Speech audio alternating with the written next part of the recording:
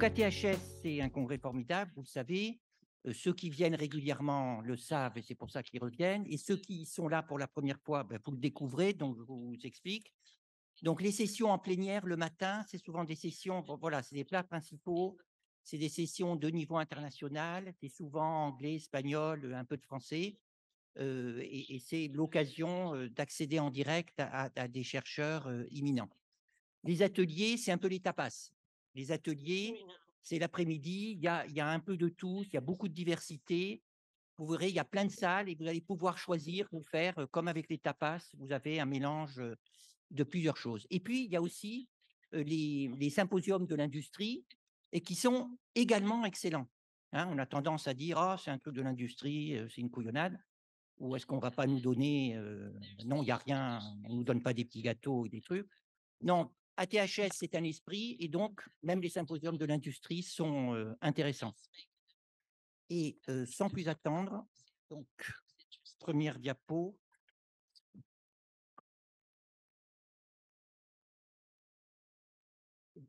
D'accord, OK. Donc Fadi Merouet, donc une première. Donc je vous présente, Fadi Merouet qui complétera, mais qui est, addictologue en maison d'arrêt et qui a une grande expérience avec d'autres de ces enjeux, mais qui là va nous donner une vue plus globale sur les données actuelles par rapport aux opioïdes et à la prise en charge dans le contexte français avec une perspective aussi un peu européenne pour se regarder par rapport aux autres. Fadi. Merci beaucoup Marc. Merci au laboratoire. Non, non, Laboratoire Indivior d'avoir permis ce symposium et être auprès de Marc et de Maurice, ça me fait toujours plaisir. Donc, il faut être humble, on ne pourra pas faire l'état des lieux de la prise en charge en France. Par contre, on fera un petit point sur les points les plus importants pour pouvoir ensuite ouvrir une discussion sur ce sujet. Donc, lien d'intérêt, toujours. Alors, ce qu'il faut savoir, c'est qu'environ 50% des personnes dépendantes aux opioïdes en Europe reçoivent un traitement par agoniste opioïde, qui fait très peu, quand même, qu'un sur deux, une personne sur deux a un traitement, avec quand même des estimations nationales qui vont varier entre 10% plus bas et 80% dans les meilleurs pays. Ça, ce sont les sources IMCDA que je vous montrerai tout à l'heure. Et on sait aussi que le traitement agoniste aujourd'hui représente le principal approche du traitement de la dépendance aux opioïdes en Europe, avec un large éventail, bien sûr, d'options thérapeutiques disponibles. Et ça a déjà fait ses preuves, hein, puisque c'est une réponse clé pour réduire le nombre de décès liés aux opioïdes, hein, cher à Jean-Pierre Delouette, qui nous montre à chaque fois l'introduction de ces traitements et la baisse drastique du nombre d'overdoses en France, quand même. On sait que le niveau de consommation d'opioïdes à haut risque a baissé et surtout le nombre d'infections VIH parmi les personnes usagers de drogues injectables et notamment aussi le VHI. Par contre, ce qui aujourd'hui fait peur ou commence à faire peur, c'est quand même la consommation d'opioïdes synthétiques qui demeure une source d'inquiétude majeure et qui progresse dans les pays européens. Donc, jusqu'à maintenant, c'était les États-Unis. La France est peut-être ou pas épargnée, mais en Europe, ça commence maintenant à arriver et surtout l'usage non médical des médicaments opioïdes qui constitue aujourd'hui un problème de santé publique important. Donc, on reviendra dessus.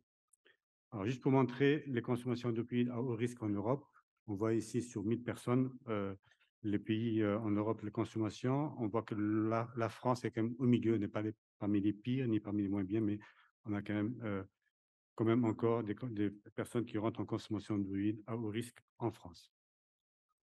Si on regarde un petit peu les efforts, donc le traitement agoniste opioïde à rentrer en France, on a commencé très tard, hein, par rapport au pays, on le voit très bien. En prison, pour une fois, on a fait mieux parce qu'on a commencé très vite en prison par rapport aux pays européens. Par contre, sur l'introduction des traitements opioïdes, on a commencé qu'à 95, en 1995 en France. Et là, vous avez le nombre de personnes. On voit bien une progression entre 2007 et 2017, hein, le nombre de personnes sous traitement opioïde. Donc, c'est pas mal. Mais depuis 2000, on va dire depuis 2007, depuis 2017 et 2021, une stagnation du nombre de personnes qui ont un traitement agoniste aux opioïdes en France.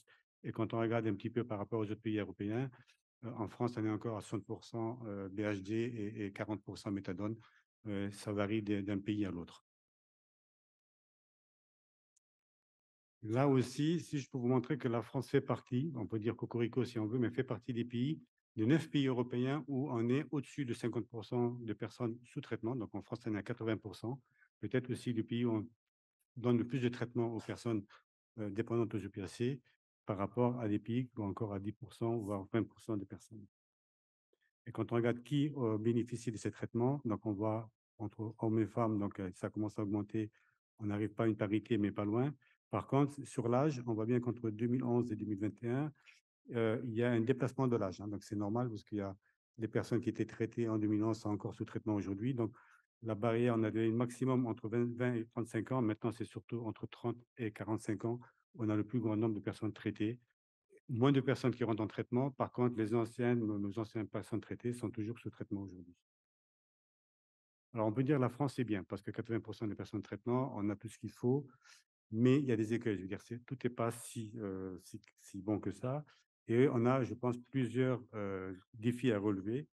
À commencer, on voit qu'il y a une activité régulière des médecins généraux qui baisse. Le nombre de médecins baisse. On le voit sur 10 ans et la projection jusqu'à 2025 nous montre qu'il y aura encore moins de médecins généralistes en libéral. Et suivant les régions, donc ce sera évidemment, c'est très hétérogène suivant les pays, suivant la région, on voit bien en rouge clair, rouge foncé, c'est là où il y a le moins de médecins remplacés. Et en bleu, bleu clair, il y en a un peu plus maintenant. Mais on voit que majoritairement, la France est rouge, rouge parce qu'il y a moins de médecins qui vont arriver sur le marché, si on peut dire. Et sur le plan addicto, malheureusement, il n'y a que 5% des médecins généralistes qui prescrivent 80% des TAO en France. Et si on continue sur la baisse, on voit bien que ça va être très vite un problème. Deuxième problème, en dehors de nombre de médecins généralistes, c'est les dosages. En France, on donne très peu de, de, de bons dosages, hein. On est à 8 mg sur la BHD, autour de 50 mg de méthadone. Et on voit que, en fait, sur le craving, on parlait du craving, donc je pense que le sous-dosage peut être responsable du craving. Je pense qu'on est tous d'accord là-dessus. Et surtout, si on regarde sur la retention, sur la première année, il y a une baisse de 40% des personnes, que ce soit sous méthadone ou BHD, qui ne prennent plus le traitement. Donc, est-ce que c'est parce qu'ils sont moins dosés? Est-ce qu'ils sont parce que moins suivis? C'est un problème qu'il faudra peut-être revoir et en discuter. L'autre problème aussi, c'est l'usage aussi des analgésiques opioïdes et psychotropes chez les patients sous traitement. Donc, on voit aussi que les chiffres augmentent, que ce soit sous tramadol et autres. Et à côté de ça aussi, les consommations de tabac continuent à augmenter chez ces personnes-là, la cocaïne, l'héroïne, le cannabis. Donc, en fait, qu'est-ce qu'on traite? Est-ce qu'on traite une pathologie? Enfin, est-ce qu'on traite un produit ou est-ce qu'on traite une personne? Donc, il y a aussi la question de l'addiction et aussi peut-être parce qu'on revient au sous-dosage. Le sous-dosage peut aussi induire ces consommations. L'autre problème aussi, c'est le mésusage. On le voit très bien, que ce soit en CARUD ou les études qui ont été faites dans l'EXAPA ou les CARUD nous montrent bien en fonction. Donc, SAPA, c'est normal que ce soit plus de SNIF qu'on va retrouver et dans les CARUD, plus d'injections, puisque c'est là qu'on vient chercher le matériel. Donc, on voit que le mésusage des MSO en France continue. Et surtout, si on regarde là, même s'il y a une petite baisse, de la mésusage de la BHD, il y a une augmentation du mésusage de la méthadone. Je pense depuis qu'on est passé sur Gilule, donc un peu plus facile à mésuser et à trafiquer peut-être.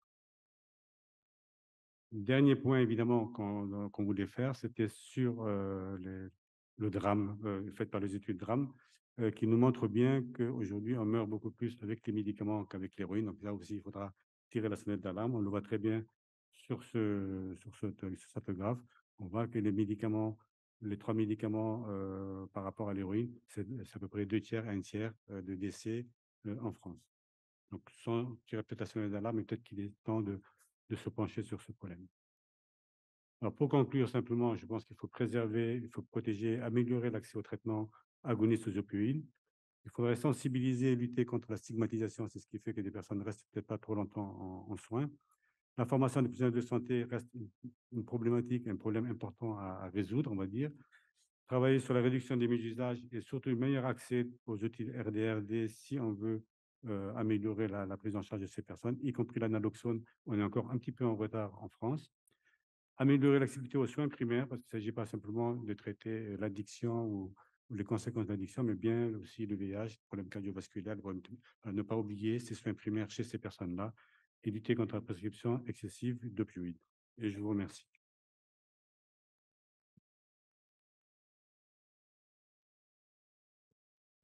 Merci Fadi. Ce que je voulais dire tout à l'heure, c'est que on fait les deux présentations et après on discutera ensemble l'ensemble des présentations, puisque donc je passe la parole maintenant à Maurice de Mathéis, donc qui est professeur d'addictologie à Grenoble et qui va sur ces enjeux complexes dont on a parlé tout ce matin, c'est partir d'un cas clinique, justement, pour montrer une stratégie pour clarifier quand c'est complexe. Donc, Maurice, merci. Du coup, comme c'est complexe et que tu veux simplifier, il faut faire attention de ne pas parler trop vite pour qu'on puisse tous bien suivre. Et après, mais néanmoins rester dans les temps pour que après on ait le temps justement de discuter euh, à la fois du cas clinique et aussi de l'interprétation des données épidémiologiques qu'on a sur l'utilisation de ces traitements. Maurice. Merci Marc, merci donc pour cette invitation, participer à présenter ce sujet qui est un élément extrêmement important. Ah, j'ai changé d'affichage. Très bien, parfait. Donc, vous voyez, une approche dimensionnelle, on vous a montré l'épidémiologie, et l'approche dimensionnelle dans la prise en charge de troubles de l'usage sur des situations complexes qui mettent effectivement régulièrement en difficulté les professionnels. Et l'objectif, c'est de montrer que finalement, une situation qui peut paraître de premier abord complexe peut être simplifiée par une évaluation clinique, une approche dimensionnelle justement de cette évaluation clinique et de sa prise en charge. On va voir comment. Alors, voilà le lien d'intérêt de Marc Yacombe et voici les miens et on passe directement au vif du sujet. Alors, c'est l'histoire d'une patiente de 32 ans, vous voyez, donc qui nous avait été adressée en 2017, et c'est une patiente qui consommait des benzodiazépines, de la codéine, et elle consommait tout ça massivement par boîte entière. Elle faisait d'ailleurs des fausses ordonnances, elle volait, et elle faisait du nomadisme médical officinal. Plus rarement, il pouvait y avoir la cocaïne. Il y avait de l'alcool qui pouvait être associé aux prises médicamenteuses. Elle fumait. Et elle avait aussi, vous voyez, donc d'autres comportements problématiques, notamment donc des troubles du comportement alimentaire sous forme de boulimie, mais aussi des automutilations et encore d'autres comportements compulsifs. Et vous voyez que finalement, cette patiente qui combinait donc toutes ces consommations et usages avait un très fort craving, ça a été évoqué dans la présentation précédente, craving pour les médicaments, une très forte anxiété, la peur de sortir, elle faisait des attaques de panique, elle passait beaucoup de temps finalement donc dans son lit, elle ne sortait plus de chez elle. Et lorsqu'on regarde en termes de dimension, il y avait effectivement une instabilité émotionnelle importante, de l'impulsivité, des prises de risques, un état dépressif avec une abolie et une désidiation suicidaire. Ouais. Donc voilà le tableau un peu chaotique au démarrage lorsqu'on nous l'a adressé. Et puis, lorsqu'on regarde, effectivement, vous voyez, c'est une patiente finalement qui va toute seule, avec peu d'engagement dans les différents domaines de la vie et peu, effectivement, donc d'accompagnement. Quand on regarde, vous voyez, son histoire, finalement, c'est une histoire qui commence il y a très longtemps et ça va apporter des éléments de réponse aux questions qui ont été posées il y a quelques minutes. Vous voyez que c'est une patiente, finalement, donc dès l'âge de 5 ans, hein, ça a démarré, donc à l'occasion, donc parents qui ont divorcé. Il y a eu effectivement donc des abus sexuels notamment qui ont largement contribué ensuite aux éléments comportementaux sur le plan sexuel de la patiente. Il y a eu effectivement les troubles du comportement alimentaire et puis tout au long de son parcours, on verra donc différentes combinaisons de consommation, cocaïne, alcool, sexe notamment, mais aussi, vous voyez, donc les troubles du comportement alimentaire et les automutilations. Il y a une époque où elle a fait beaucoup de sport à très haut niveau. D'ailleurs, elle est extrêmement performante, comme elle a pu être aussi extrêmement performante dans ses études.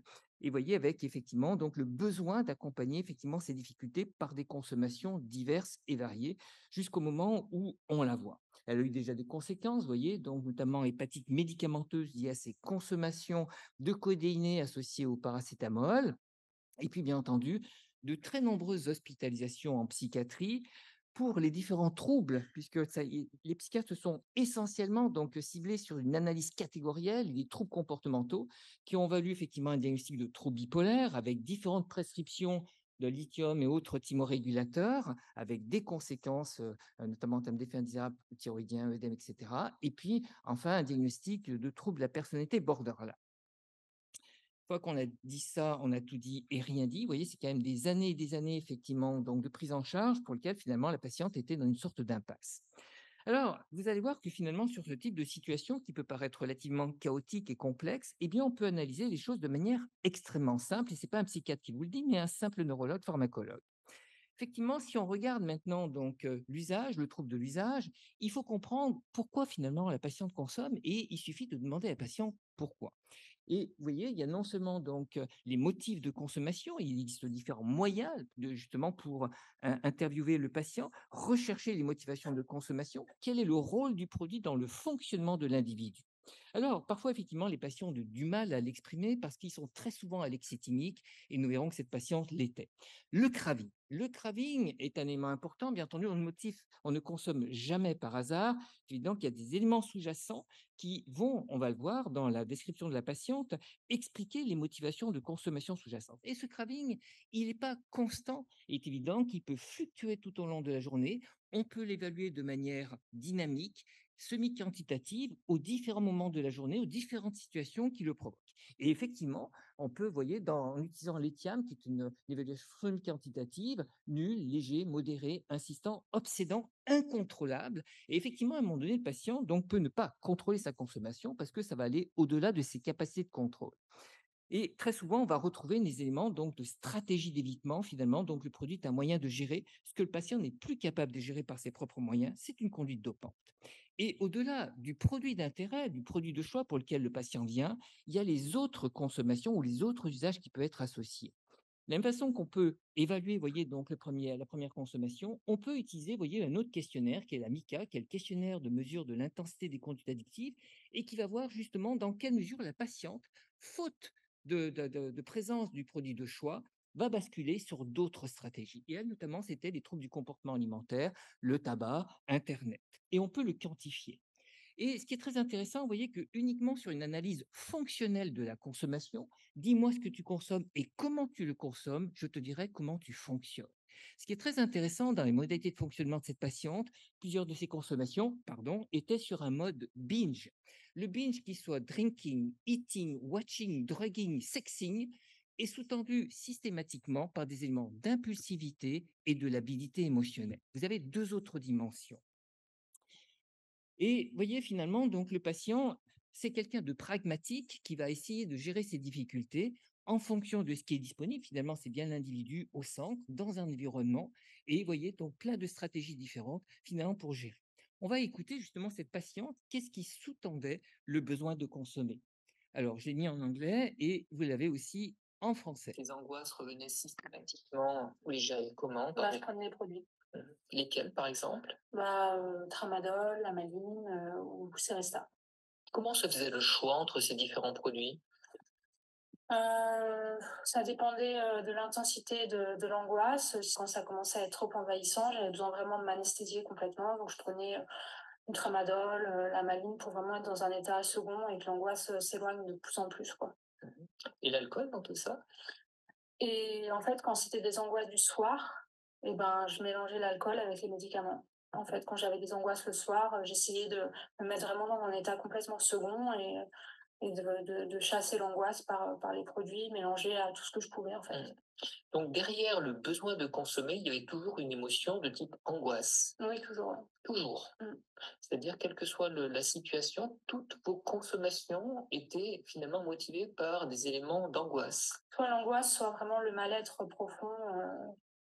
Quand je me sentais vraiment très mal et que je débordais j'arrivais même plus à pleurer parce que je débordais trop de souffrance, quoi. J'essayais de couper ça en prenant des cachets, quoi. Et la nourriture dans tout ça? La nourriture, c'est quand j'ai des angoisses toute la journée et je comble avec la nourriture. Dès que j'ai une petite angoisse et dès qu'il y a un petit stress, j'avale, je me goinfre, quoi. Donc du coup, vous choisissez le produit en fonction du niveau d'angoisse? En fonction de l'intensité, oui.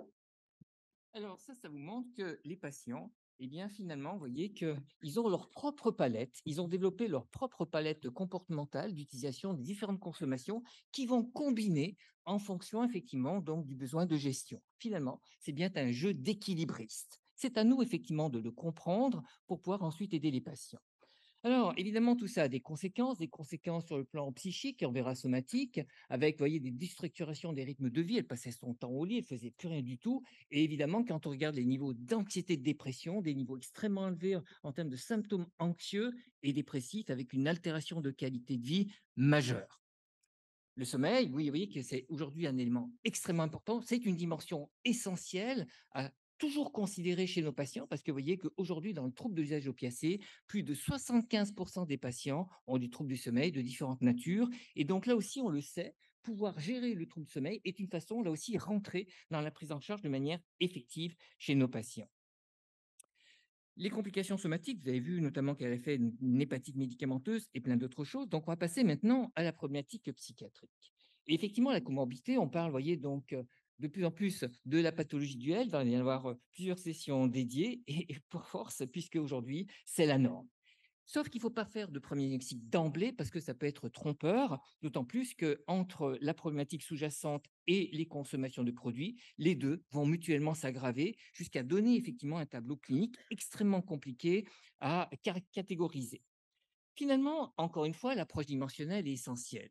Vous avez ici l'impulsivité, par exemple, encore une autre dimension, vous voyez, qui est transdiagnostique. Alors là, le TDAH, finalement, va bien dans le trouble neurodéveloppemental, auquel il faut associer, dans cette image, ils ont complètement oublié, et on en parlera demain, le trouble du spectre autistique, qui, vous allez voir, est un élément majeur aussi dans les troubles neurodéveloppementaux. Et au-delà de l'impulsivité, la dysrégulation émotionnelle, là où vous le verrez aussi, donc qui est très souvent fréquent, effectivement, dans les différentes problématiques, y compris dans les problématiques addictives, associées aussi au syndrome de stress post-traumatique.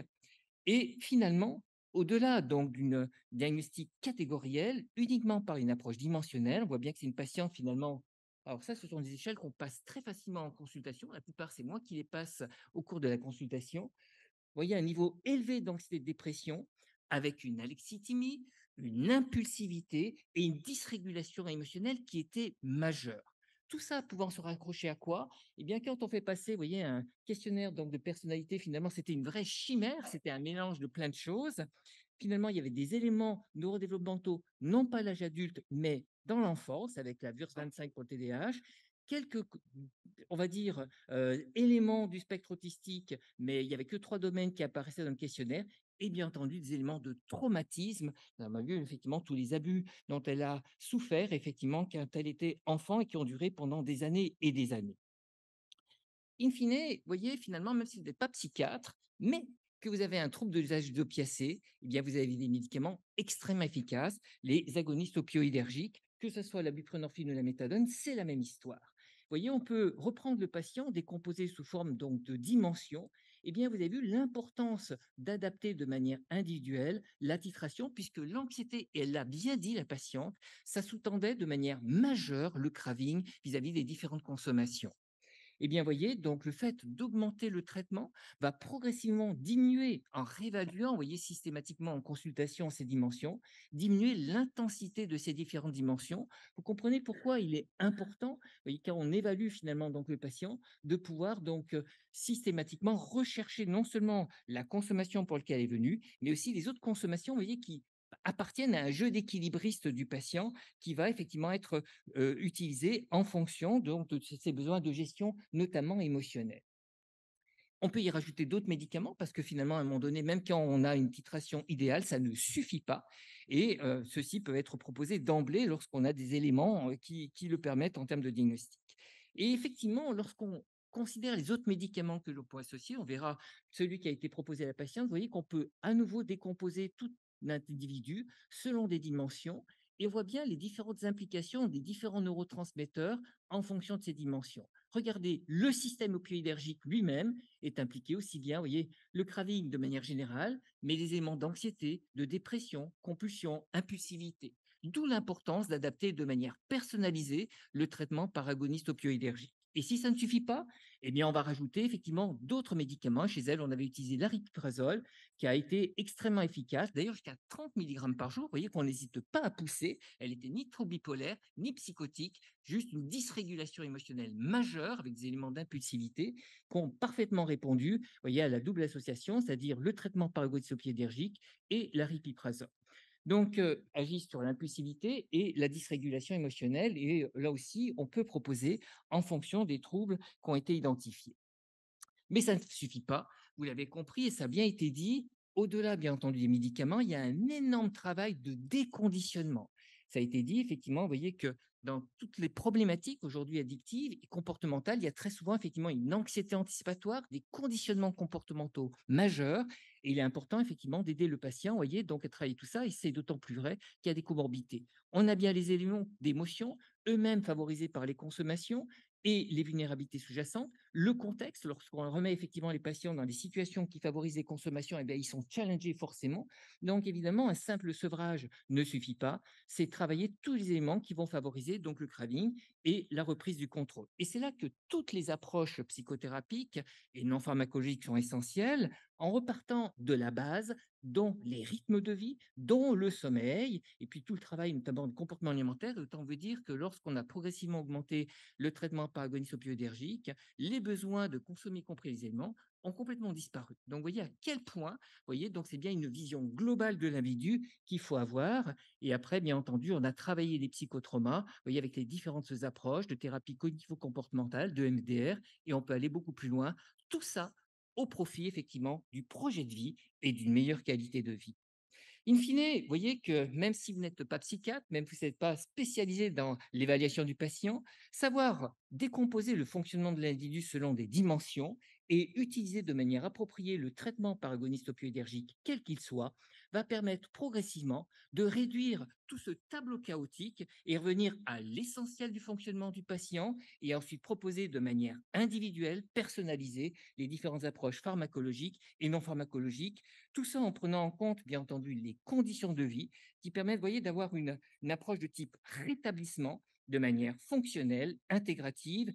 Et encore une fois, on a l'avantage d'avoir des médicaments extrêmement efficaces, d'où l'importance de savoir les utiliser de manière personnalisée. Je vous remercie pour votre attention. Et je remercie, bien entendu, toute mon équipe qui a largement participé à cette réflexion.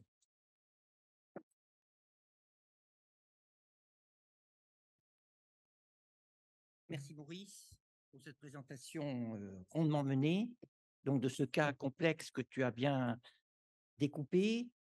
Avant de prendre les questions de la salle, Fadi, est-ce que tu veux faire un commentaire au pied levé ou... Non, non, mais ce cas complexe nous montre bien entre le sous-dosage des personnes et ne pas rester parfois focalisé sur un produit, parce que souvent, ils viennent nous voir soit parce qu'ils consomment de l'héroïne, soit parce qu'ils consomment de la cocaïne, et on se focalise là-dessus, et on reste là-dessus, et on oublie le reste, en fait. Je pense que c'est ça qui est important. Et là, tu as démontré un petit peu ce que sont tous nos patients. En fait, ce cas-là, c'est le cas de tous nos patients. Voilà, c'est pas... Alors peut-être avec des degrés plus ou moins importants sur des traumatismes à l'enfance ou autres, mais on retrouve, et en effet, toujours l'angoisse qui va être à l'occasion, enfin à la source un peu d'aller à la recherche de ce qui peut les soulager eux-mêmes. Donc, si ils n'arrivent pas à s'exprimer, à exprimer leur malaise, c'est eux-mêmes qui vont les chercher et qui vont trouver, malheureusement pas comme il faut, mais qui trouveront de quoi les soulager. Ça, oui, on est vraiment dans une approche très fonctionnelle et l'objectif, effectivement, c'est d'abord de calmer le jeu parce qu'il est évident que lorsqu'ils ont des consommations complètement chaotiques, tout ça contribue aux dysrégulations qui ont été évoquées dans les différentes présentations et ça complexifie encore plus, effectivement, de comprendre leur propre situation. Ça contribue d'ailleurs à la lexitimie, la difficulté, effectivement, à pouvoir comprendre ces émotions et à pouvoir, effectivement, les décrire. Évident que lorsque on a fait l'interview, elle était déjà bien stabilisée, la patiente était en capacité effectivement de décrire des choses et on voit à quel point finalement on a un autre tableau clinique qui apparaît lorsqu'effectivement on adapte le traitement de manière personnalisée. Mais ce qui veut dire qu'effectivement il faut aller au-delà des représentations, des préjugés et effectivement de découper le patient par produit, mais plutôt découper le patient par dimension, puisqu'il apporte effectivement des éléments de compréhension de son fonctionnement. Et là, vous apportez effectivement, vous voyez, c'est donc sans trop centré sur le patient et pas sur le produit, et ça vous donne des éléments donc de stratégie thérapeutique personnalisée adaptative, évolutive, puisqu'effectivement, le patient va progressivement évoluer et donc ça nous apporte des éléments supplémentaires. Et alors, ce qui est très intéressant, c'est qu'au tout début, elle n'était pas du tout pour les approches non pharmacologiques et à part les approches donc psychothérapeutiques, elle disait ça la gonflait, hein, pour reprendre son expression. Ce qui a été très intéressant, c'est que lorsqu'elle était finalement plus apaisée, elle était plus effectivement des éléments de dysrégulation émotionnelle massif avec impulsivité, elle était capable, elle avait des capacités introspectives qui ont lui permis effectivement de s'engager dans de différents traitements. Et je peux vous dire qu'on a des témoignages où elle décrit toutes les approches dont elle a pu bénéficier et qu'elle s'est emparée pour aujourd'hui. C'est une personne effectivement qui a repris ses études, qui s'est mariée, qui a un enfant. Vous voyez, donc d'une situation chaotique, on peut effectivement amener un patient extrêmement loin, qui a même fini major de sa promotion, alors donc lorsqu'elle a repris les études. Vous voyez, donc c'est l'intérêt effectivement, c'est qu'il faut aider les patients à se projeter au-delà finalement d'une situation qui peut paraître perdue lorsqu'effectivement les patients arrivent chez nous.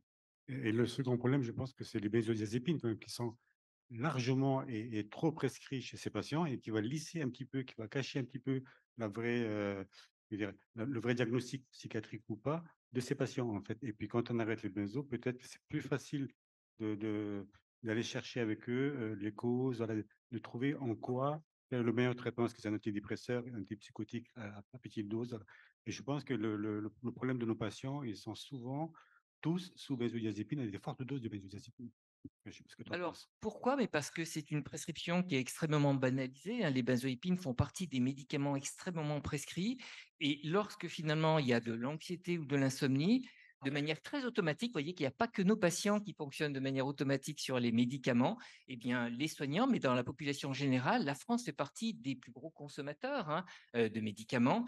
Et finalement, de manière très automatique, la benzodiazépine est un médicament qui est facilement prescrit.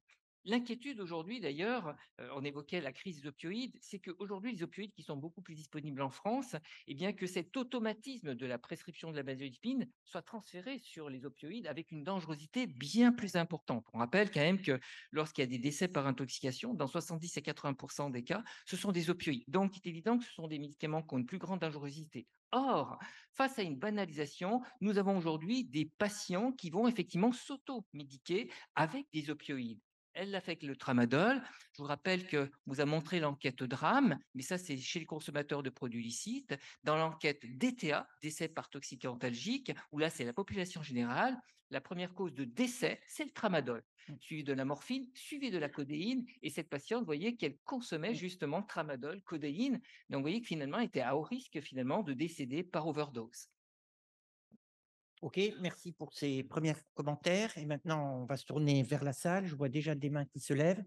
Donc, levez votre main et des micros vont vous être amenés. Il y a une main en rose et puis il y a une main au milieu en bleu. Milieu, 2 tiers supérieur. Bonjour, Nathalie Hubert, je suis médecin dictologue en Alsace. Justement, par rapport à la question de la substitution, cette patiente ne prenait que du tramadol et enfin quand je dis que par rapport à la famille des opiacés, tramadol, codéine, et vous sembliez dire dans votre présentation que le TAO avait un impact positif sur la régulation émotionnelle, sur l'anxiolyse, sur la stabilité psychique.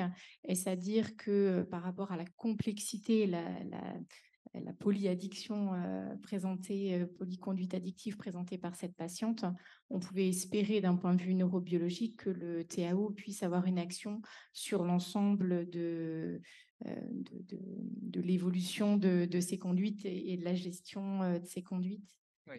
En fait, une des propriétés thérapeutiques du traitement par agonisme opioïdergique, c'est sa longue durée d'action.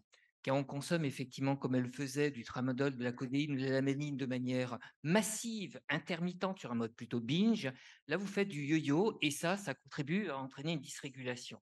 Donc, un des éléments thérapeutiques, déjà, c'est la longue durée d'action, que ce soit buprenorphine, méthadone, c'est l'intérêt, c'est la longue durée d'action. Déjà, vous supprimez les phénomènes de fluctuation qui contribuent aux dérégulations des patients. Ça, c'est le premier point. Le deuxième point, c'est qu'aujourd'hui, on le sait, et c'est pour ça que je vous ai montré la diapositive qui montre les différentes dimensions et les différents récepteurs impliqués. Ce sont de vrais psychotropes, c'est-à-dire que ce sont des médicaments qui ont des vertus sur, au-delà effectivement d'agir uniquement sur le trouble d'usage opiacé, ils vont agir aussi sur les vulnérabilités associées. Et ça, il y a aujourd'hui une littérature qui s'enrichit de plus en plus chez des patients qui n'ont pas de trouble d'usage opiacé, qui ne consomment pas d'opiacés, où on va effectivement utiliser chez des patients qui sont en impasse avec les autres traitements, les agonistes opioïdergiques comme traitement potentiel, donc traitement psychotrope sur les éléments de dépression résistante, d'anxiété résistante, etc. Donc aujourd'hui, on a des éléments donc en faveur de ces médicaments sur ces situations cliniques complexes et que potentiellement les opioïdes peuvent représenter une piste thérapeutique. Merci. Ok, donc il y avait au milieu. Bonjour, merci encore pour ce congrès à THS Biarritz qui a commencé sur les chapeaux de roue et ce séminaire en témoigne, c'est vraiment très très intéressant. J'aurais deux toutes petites questions. La première, c'est au vu de tout ce qui a été dit, les différences en termes d'utilisation, notamment selon les comorbidités, entre les agonistes comme la méthadone et des agonistes partiels buprenorphine. Et puis d'autre part, quand on utilise les formes de buprenorphine LP, quand on prescrit de l'analoxone en prophylaxie, savoir pour la forme intranasale et la forme intramusculaire s'il y a des spécificités concernant leur efficacité notamment. Merci bien.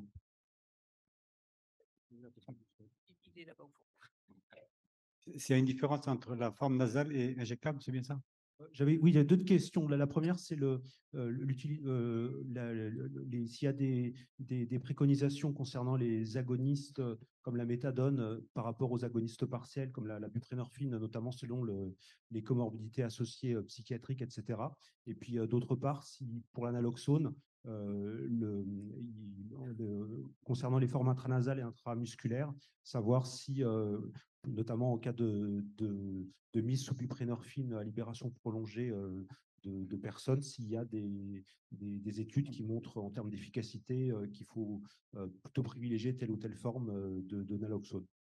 Pour Donc, la première deux question, questions. c'était toi. Hein, Voilà, je Julien. répondrai à la première partie, je laisserai Fadi pour la deuxième.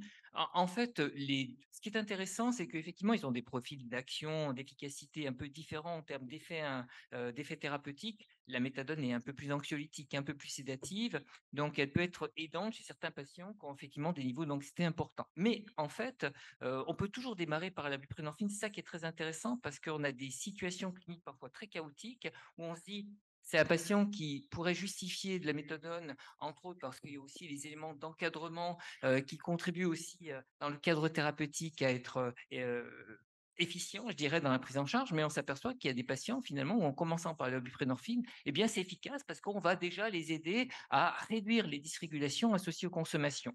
Donc, l'avantage, c'est que la buprenorphine, tout le monde peut la prescrire, tout médecin peut la prescrire, donc ça, c'est plutôt pratique, et que si effectivement elle n'est pas efficace, y compris à bon dosage, on peut toujours ensuite basculer sur la méthadone. Donc, vous voyez, le fait effectivement par étapes, parce qu'en plus, la buprenorphine permet une titration plus rapide que la méthadone. Et lorsqu'on a des consommations importantes, massives, où le patient fait des binges, c'est presque moins dangereux aujourd'hui de commencer quand même avec la buprenorphine qu'avec la méthadone, puisque ça a été montré dans l'étude DRAM. Vous voyez qu'aujourd'hui, malheureusement, la méthadone est un médicament qui est impliqué dans les décès par intoxication, et ça, c'est extrêmement dérangeant. Donc, vous voyez, deux profils thérapeutiques un peu différents, notamment en termes d'apaisement, notamment vis-à-vis de l'anxiété. Il y a des choses qui ont été décrites. Icro, qui est parmi nous, a bien décrit effectivement donc l'intérêt notamment de la méthadone dans les pathologies psychiatriques. L'intérêt dans la douleur, là pour le coup, effectivement, vous avez un médicament qui est extrêmement efficace, notamment qu'il y a des douleurs neuropathiques ou des douleurs nociplastiques qui sont associées. Là, c'est la méthadone clairement donc qui est le traitement de choix, qui est extrêmement efficace, mais prescrite de manière fractionnée. Sinon, vous voyez, donc la buprenorphine, clairement, vous pouvez toujours commencer par la buprenorphine. Alors quand il y a des consommations qui se persistent, où il y a des coprescriptions qui nécessitent des associations, c'est sûr que là aussi, effectivement, il faudra choisir entre buprenorphine et méthadone, y compris par rapport aux dangerosités, notamment sur le plan cardiovasculaire, etc., ou compatibilité de médicaments.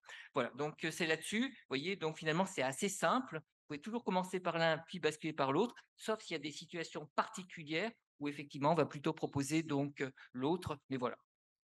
Voilà, et juste pour rebondir là-dessus, ce point est important parce que parfois dans le contexte français, on a l'impression que la méthadone est plus efficace pour des cas plus complexes.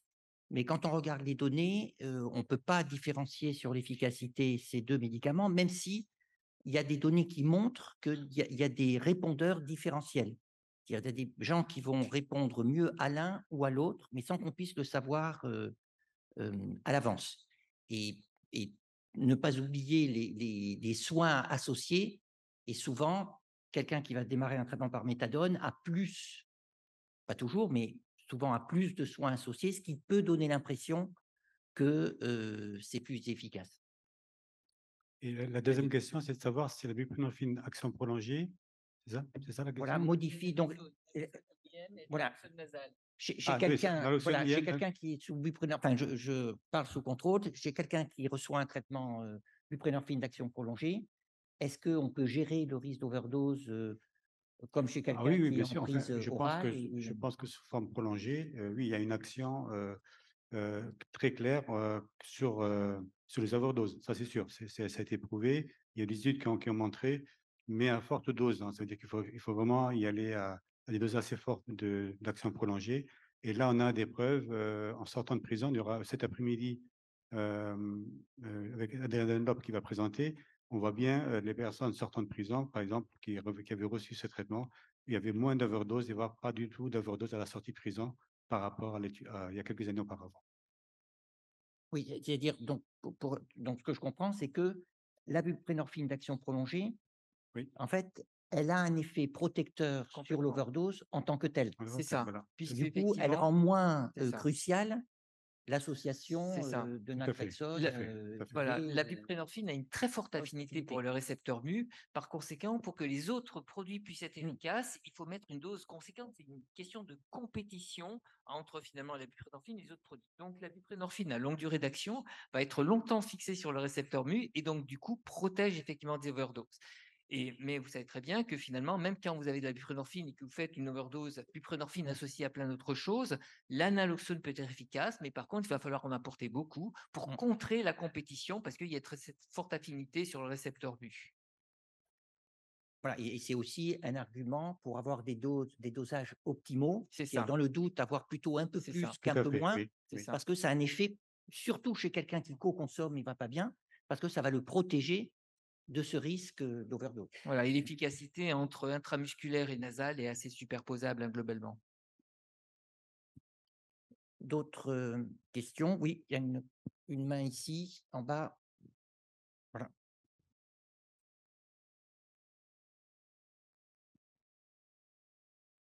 René Marek, Paris et Saint-Martin dans les Caraïbes. Merci pour cet exposé, merci Maurice, et merci aussi Marc et Fadi.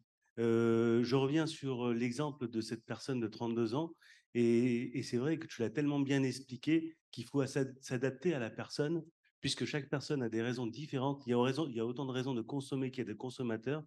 Et justement, je précise que l'entretien motivationnel que tu maîtrises totalement, Maurice, est si important dans notre pratique, puisqu'il faut absolument que le patient soit au centre de sa prise en charge et c'est à lui de s'exprimer. Tu l'as bien dit qu'elle avait du mal au début à expliquer pourquoi et comment.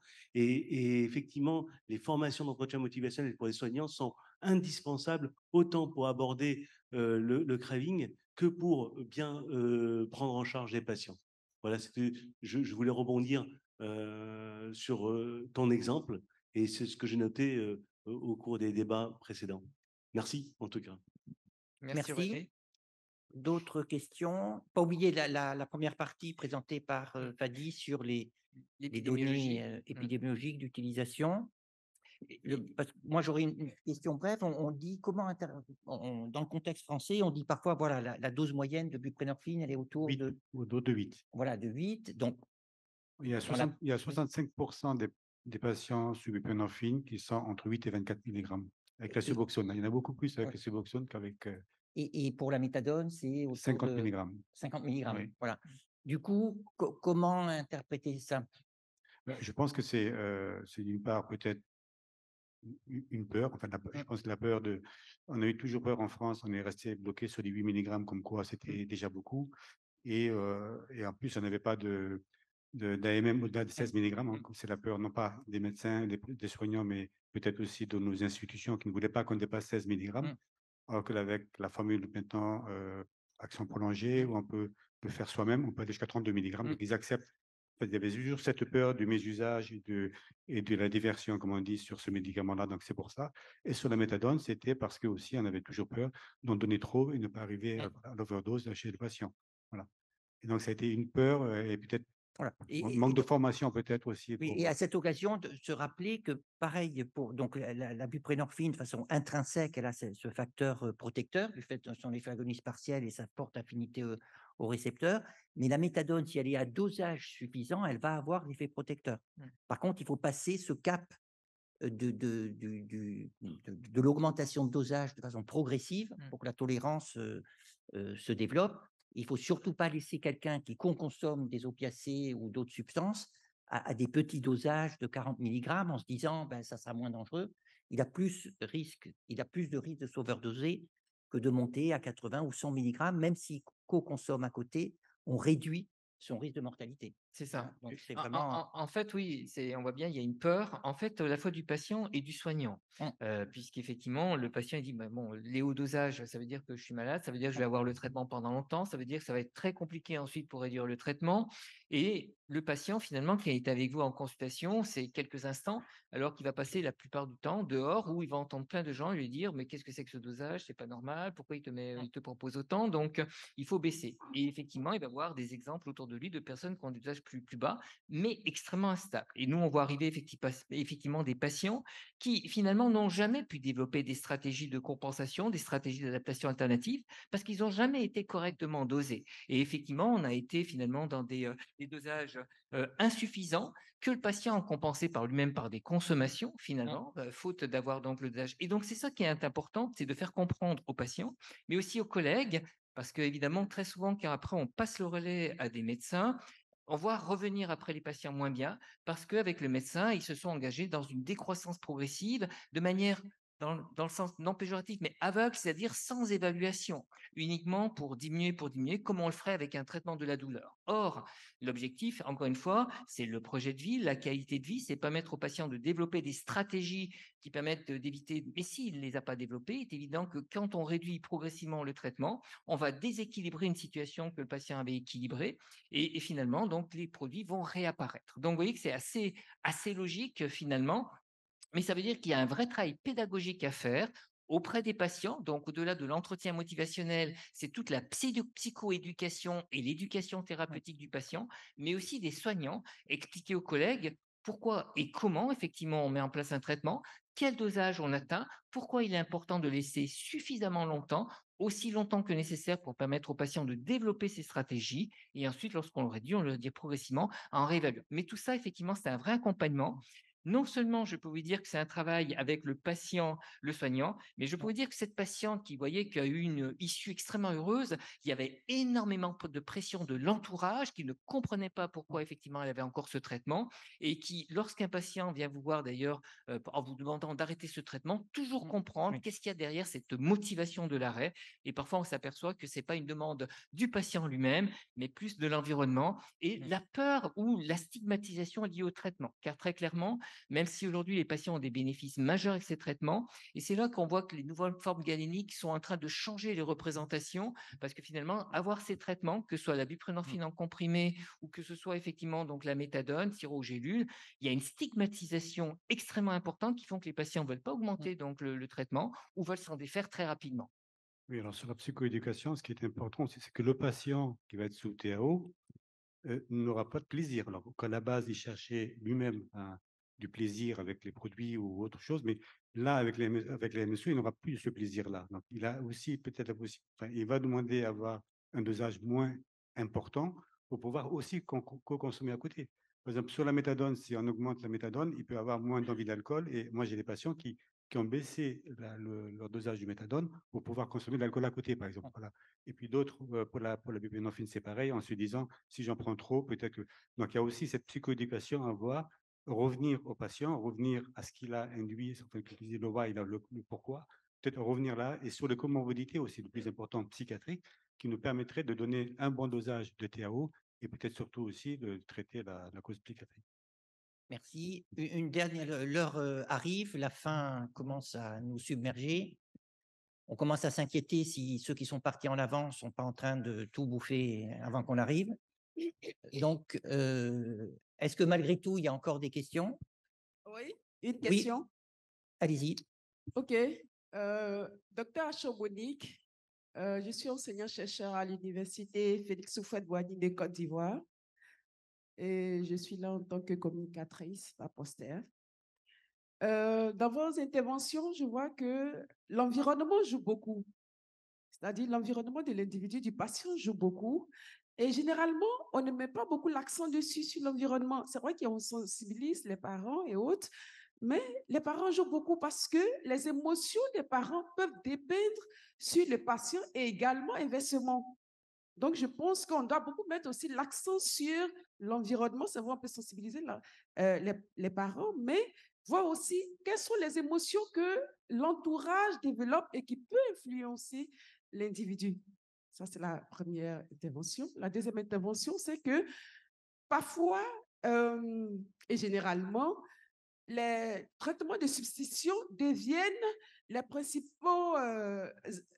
les principales substances d'addiction.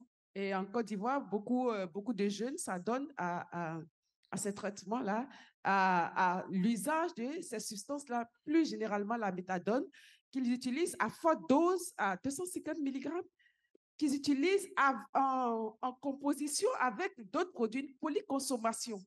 Donc, j'aimerais savoir, pour un consommateur vraiment qui tend vers l'overdose, qu'est-ce qu'on peut faire? Qu'est-ce que le spécialiste, le médecin peut faire pour, dans le cas du traitement et quelles sont les substances qui peuvent l'aider peut-être aussi et tous les comportements qui peuvent, ou du moins, enfin, toutes les médications qui peuvent l'aider à pouvoir s'en sortir. Merci.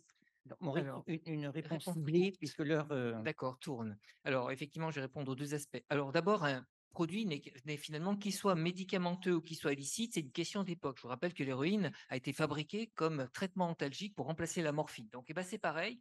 À partir du moment où la buprenorphine ou la méthadone n'est pas utilisée de manière appropriée, eh ben, ça peut devenir effectivement être utilisé comme une drogue entre guillemets, et ça contribue d'ailleurs à l'image stigmatisante finalement de ces médicaments. D'où l'importance de comprendre pourquoi finalement il y a cette consommation, et c'est une prise en charge addictologique finalement. Et après, effectivement, de proposer le traitement le plus adapté, donc de comprendre effectivement le trouble de l'usage qu'il a, là pour le coup, primaire sur les traitements de substitution, et effectivement prendre en compte tous les éléments qui vont y contribuer, dont l'environnement. Vous avez tout à fait raison, il est évident que vous pouvez développer la meilleure stratégie thérapeutique, pharmacologique et non pharmacologique. Si le patient vit dans des conditions épouvantables, c'est effectivement, ça sera très compliqué. Et parmi les conditions de vie, l'entourage, bien entendu, qui peut être protecteur, mais extrêmement délétère, ou peut-être délétère tout simplement parce que ne comprend pas effectivement la pathologie. C'est pour ça qu'on a développé un programme d'éducation thérapeutique pour l'entourage. L'important, effectivement, de les impliquer lorsque le patient est d'accord pour, finalement, c'est un travail d'équipe. Hein, c'est avec l'entourage qu'on va aussi aider. C'est donc un travail du système, une approche de type systémique. Hein, donc, on peut tout à fait, dans les approches intégratives fonctionnelles, intégrer effectivement l'entourage et les autres aspects environnementaux en fonction de ce qui est possible avec les patients. Oui, Ok, merci un pour dernier votre mot. question, parce que c'est vrai que l'Afrique de l'Ouest, en général, enfin, pour ce que je connais de l'Afrique de l'Ouest, parce que je travaille pour le Sénégal, mais Côte d'Ivoire, Mali, Sénégal et autres pays de l'Afrique de l'Ouest, qui étaient épargnés par l'héroïne, qui étaient épargnés par les opiacés jusqu'à maintenant, ces dernières années, ils sont inondés, on va dire, de tramadol, de médicaments, et on commence à avoir maintenant des vraies catastrophes dans ces pays, parce qu'on a des morts et on a beaucoup je dirais, Juste finir avec un point. On a des patients qui vont mésuser leur traitement parce qu'ils sont sous-dosés. Une façon de compenser le sous-dosage, c'est le mésusage. La buprenorphine sublinguale, c'est 30% de biodisponibilité. Par voie nasale, c'est 60%. Par voie intraveineuse, c'est 100%. Donc, vous voyez, finalement, quand vous êtes sous-dosé, une façon de compenser un sous-dosage, c'est de mésuser le médicament. Là aussi, il suffit de poser les questions au patient, de le comprendre, et on peut, vous voyez, donc adapter la prise en charge en fonction de chaque patient. Voilà, oui, ce point est très important. C'est-à-dire quand il y a un mésusage de méthadone ou de buprenorphine, comme le démontre bien le cas présenté par Maurice de Mattéis, il faut pas s'arrêter à l'aspect superficiel d'une mauvaise utilisation pour des mauvaises raisons, mais rechercher dans la psychopathologie sous-jacente, qu'est-ce que, c'est probablement un usage autothérapeutique et quelles sont les pathologies associées que la personne est en train d'essayer de gérer. Mais l'heure tourne, donc même ceux qui n'ont pas faim, il faut quand même s'arrêter pour libérer ceux qui ont faim et qui n'osent pas se lever. Merci beaucoup pour votre participation. N'oubliez pas qu'on reprend à 14h30.